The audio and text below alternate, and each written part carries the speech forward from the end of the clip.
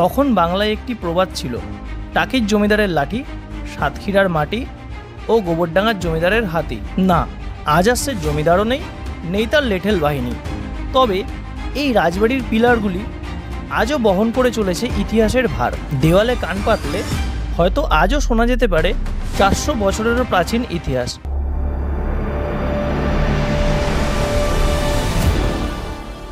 চলুন আজ একটু পাতা উল্টে দেখে নিই সেসব দিনের ইতিহাস।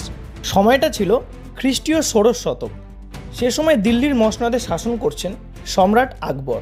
অবিভক্ত বাংলা তথা যশোরে সেই সময় বীর বিক্রমে রাজত্ব করছেন মহারাজা প্রতাপাদিত্য।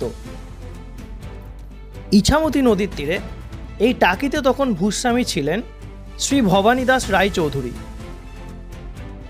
কালক্রমে বহু উত্থান পতনের পর জমিদারি বিভক্ত হয়ে যায় 4 শরিকে। চারদিকে হয় 4টি বাড়ি, যথাক্রমে মুন্সি বাড়ি, পূবের বাড়ি, পশ্চিমের বাড়ি ও উত্তরের বাড়ি। বর্তমানে টিকে আছে শুধু এই পূবের বাড়িটি। সময় মেশিনের দরজা পেরিয়ে আবার আমরা ফিরে আসি বর্তমানে এই বাড়িটিকে সুন্দরভাবে সাজিয়ে তোলার চেষ্টা করা হচ্ছে।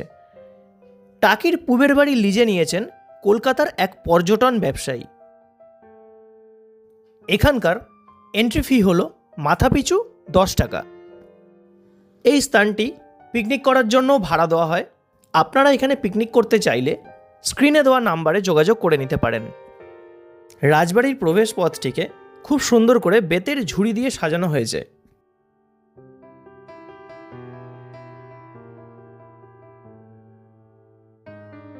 ঢুকেই এখানে ডান দিকে চোখে পড়ল শৌচালয়ের সুব্যবস্থা।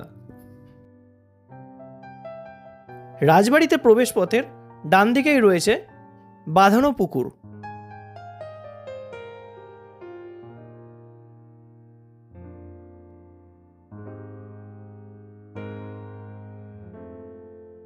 বাঁধানো এই পুকুর ঘাটটিতে রয়েছে বসার ব্যবস্থা। তো এখানে এসে কিছুটা সময় জিরিয়ে নেওয়া যেতেই পারে।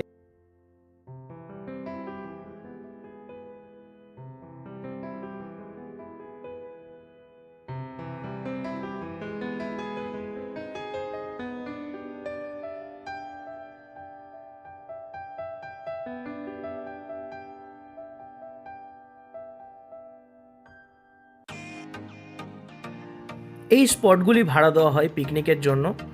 এখানে ইলেকট্রিসিটি ও জলের ব্যবস্থাও আছে।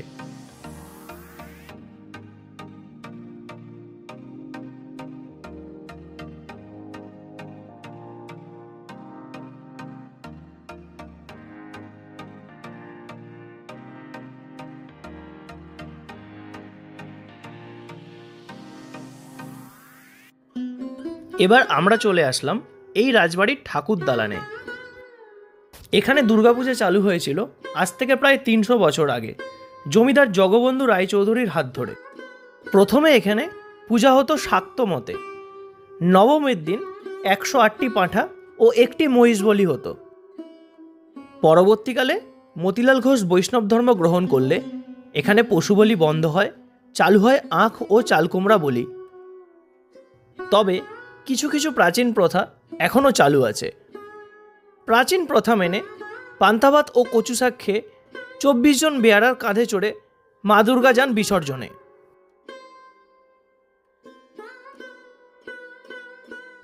প্রতিমা নিরঞ্জন হয় 2টি নৌকার মাঝে, বাঁশের ওপর প্রতিমা বসিয়ে। 2টি নৌকা পাশাপাশি সরে যায়, প্রতিমা পড়ে জলে।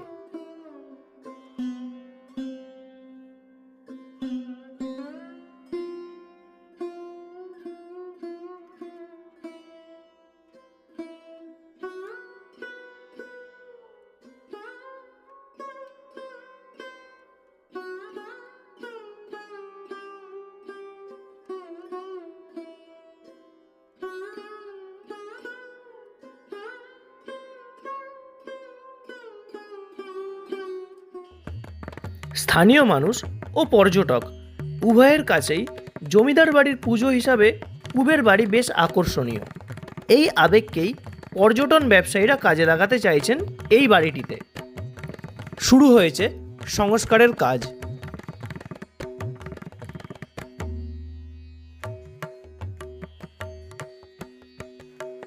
রাজবাড়ির এই কক্ষটিতে একটি মিউজিয়াম মতো করা আছে, যেখানে রয়েছে বিভিন্ন উল্লেখযোগ্য ঘটনার ছবি।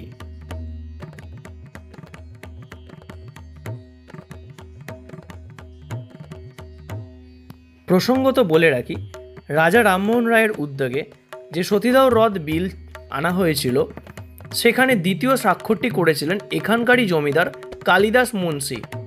তিনি ব্রিটিশ সরকারের পক্ষ থেকে পেয়েছিলেন রায়চৌধুরী উপাধি।